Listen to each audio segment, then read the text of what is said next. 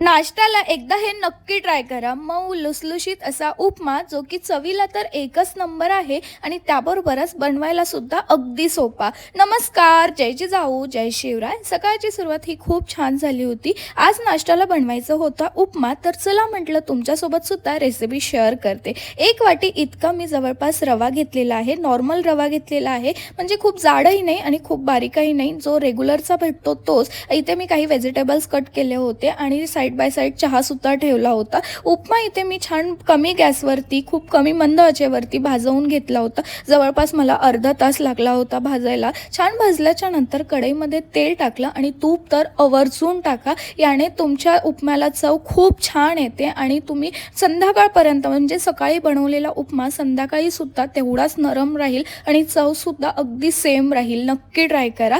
तेल टाकल्याच्या नंतर थोडेसे काजू घेतले, ते सुद्धा ड्राय रोस्ट करून घेतले, थोडेसे भाजवून घेतले होते आणि बेसिक जिरे मोहरीची फोडणी, थोडीशी मिरची आणि कढीपत्ता, टोमॅटो, कांदा ह्या सगळ्या गोष्टी छान परतवून घेतल्या होत्या. चवीनुसार मीठ टाकलं होतं. गॅसवरती एक 5 मिनटं त्याला छान शिजवून घेतलं आणि रवा जो आपण भाजून घेतला तो सुद्धा छान मिक्स करून घेतला सगळं आणि गरम पाणी ॲड केलं होतं. रवा 1 वाटी आहे, तर पाणी त्याच्या डबल घ्यायचं आणि छान शिजवून घ्यायचं. शिजल्याच्या नंतर वरतून गार्निशिंग करण्यासाठी कोथिंबीर आणि आपण जे काजू रोस्ट केलेले होते ते सुद्धा ॲड करायचे आणि आपला उपमा तयार आहे. आणि जसं की मी तुम्हाला काल म्हटले होते की एक यूट्यूबवरती व्लॉग अपलोड केलेला आहे आणि तो अपलोड झालेला आहे. लवकर जाऊन बघा आणि चॅनलवरती जर नवीन असाल तर लाईक, शेअर, सबस्क्राईब करायला विसरू नका आणि इंस्टाग्रामवरती बघत असाल तर फॉलो नक्की करा अशाच नवीन नवीन व्हिडिओजसाठी. चला भेटूया नेक्स्ट व्लॉगमध्ये. तोपर्यंत बाय.